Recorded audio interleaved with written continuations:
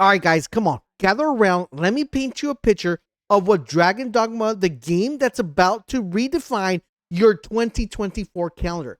Imagine it's March 2022, 2024, and you got a gaming setup ready to go. You got your chips, you got your Coke, you got your nachos, and you're automatically transported to a world where it's high stakes and hard pounding action is nonstop. It's always constant. Now, picture this, guys. You're an arson, a hero with the heart, literally stolen by a dragon. That sounds pretty epic, right? But wait, there's one quest you need to complete. You actually need to take down the dragon, this particular dragon, in the world as open as your favorite vintage thrift store. But here's the twist, guys. You're not going to be alone doing this. You're not going to be a solo player, even though the game is based on being able to play solo, because you're going to have really crazy AI companions. These companions are known as pawns, very kind of part of the pawn of the chess. Now, who are pretty much the ultimate psychic, helping you to outsmart the enemies, and the most important, exploring the vast world, because there is a ton of exploration to talk about the game. And one of the most integral concepts about the game, it's its night cycle. The night cycle is like we've never seen it before, because it's not just about turning the day from night to morning. It is actually something that's going to change the dynamic of the way the game is played. It's just not just a time changer. It's when actually the real party starts, like if you were hitting the club. The nights are darker, the monsters are scarier, and the stakes are even higher. They're even higher than your student loan and interest rates. I'm telling you right now. You can literally, guys, fight beasts, but not only fight the beast, but climb the beast. You can get on top of it. Now, these are called Shadow of the Colossus type of fights, and the way you're able to get on top of these beasts is by targeting their weak spots to bring them down, which gives you the total power move of any game. In addition to that, not only are you going to be fighting beasts, you're also going to be fighting dragons. Now, talking about fighting, we need to talk a little bit more about the combat, because the combat is like your favorite indie band that you love. It's dynamic, unconventional, and totally immersive. You could be pretty much fighting in a bridge, right? You're fighting in a bridge, and you could cut the bridge and drop the enemy. Talk about super duper dynamic concept right here. In addition to that, guys, the environment's going to give you different ways to approach the fight, giving you tactical advantages.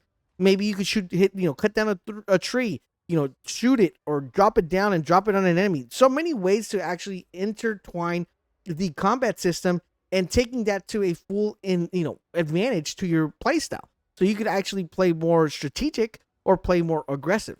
And this is what makes the unpredictability really, really crazy, because 1 minute you could just be chilling, farming, doing your stuff, normal stuff, and all of a sudden you're in a shadow down with a griffin. I'm telling you, man, things go from like worse to good to worse. So it's going to be really cool the way the dynamics work in the game.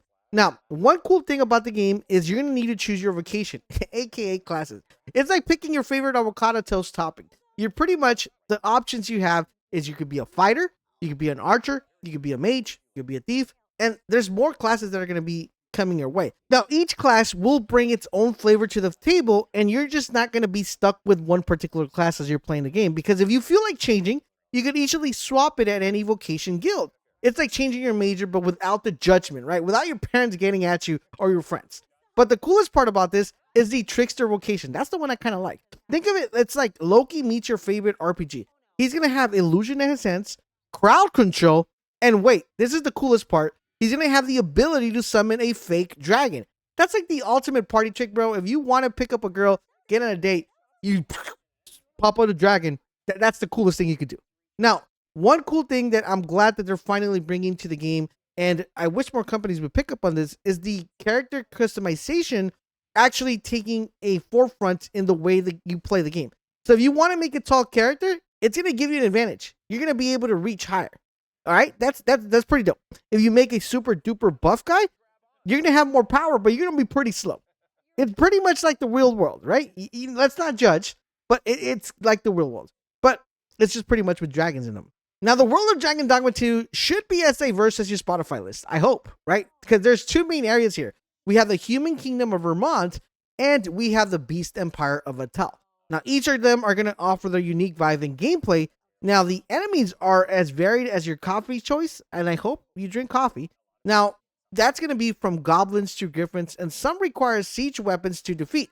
Now, it's going to be really important that you keep it locked into the channel. If you want to know what weapons are going to do the right amount of damage, you're definitely going to want to make sure you subscribe so you guys don't miss that important information. Now, one thing to note, guys, just like Elden Ring, I know a bunch of Elden Ring fans are out there. What's up, fellas? Exploration is key. Just like your traveling dream. I'm telling you right now, the day and night cycle adds a layer of strategy. So if you guys played Lord of the Fallen, where we have the Umbra World, think of the Umbra World being like the night mode in this game. And not nighttime is, regular running around the world, because that's when exploration should be at its highest level of getting the really good stuff.